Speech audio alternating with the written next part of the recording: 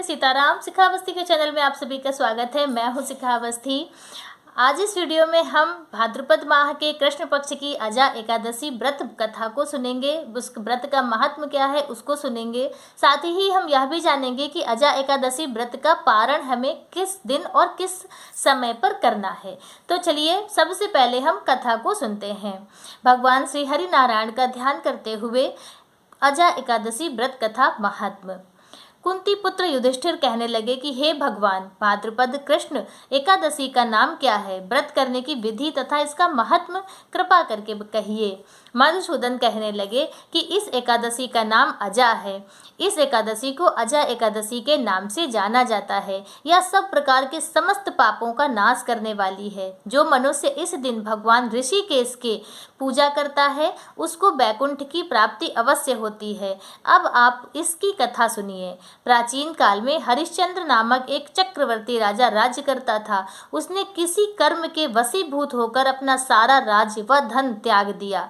साथ ही अपनी स्त्री, पुत्र तथा स्वयं को भी उसने बेच दिया। वह राजा चंडाल का दास बनकर सत्य को धारण करता हुआ मृतकों का वस्त्र ग्रहण करता रहा, मगर किसी प्रकार से सत्य से विचलित नहीं हुआ। कई बार राजा चिंता के समुद्र में डूबकर अपने मन में विचार करने लगता कि मैं कहाँ जाऊं, क्या करूं, किससे मेरा उद्धार हो। इस प्रकार राजा को कई वर्ष बीत गए। एक दिन राजा इसी चिंता में बैठा हुआ था कि गौतम ऋषि आ गए। राजा ने उन्हें देखकर प्रणाम किया और अपनी सारी दुख भरी कहानी कह सुनाई। यह बात सुनकर गौतम ऋषि कहने लगे कि हे राजन, तुम्हारे भाग्य से आज से 7 दिन बाद भाद्रपद कृष्ण पक्ष की अजा एकादशी है। आएगी तो तुम उस एकादशी का विधि पूर्वक व्रत करना। गौतम ऋषि ने कहा कि इस व्रत के पुण्य प्रभाव से तुम्हारे समस्त पाप नष्ट हो जाएंगे। इस प्रकार राजा से गौतम ऋषि उसी समय अंतर्ध्यान हो गए।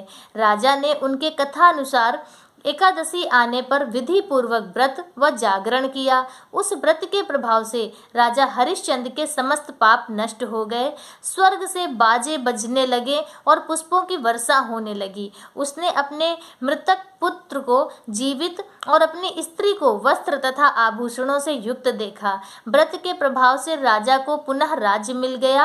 अंत में वह अपने परिवार के साथ स्वर्ग को गया। हे राजन, यह सब अजा एकादशी के प्रभाव से ही हुआ है। अतः जो मनुष्य यत्न के साथ विधि पूर्वक इस व्रत को करते हैं, रात्रि जागरण करते हैं, उनके समस्त पाप नष्ट होकर अंत में वे स्वर्ग लोक को प्राप्त होते हैं। इस एकादशी की कथा के श्रवण मात्र से ही अश्वमेघ यज्ञ का पुण्यफल प्राप्त होता है। बोलो भगवान विष्णु की जय, बोलो अजा एकादशी की जय। तो इस प्रकार से अजा एकादशी व्रत कथा संपूर्ण हुई। और अब हम यह जान लेते हैं कि अजा एकादशी व्रत का पारण हमें किस प्रकार से करना है।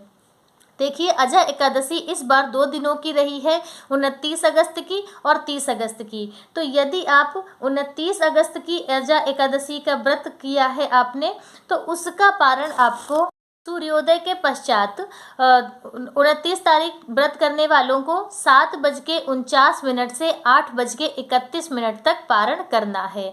यदि आप 30 अगस्त को व्रत किए हैं तो आप 5:49 से 10:14 तक आपको पारण करना है।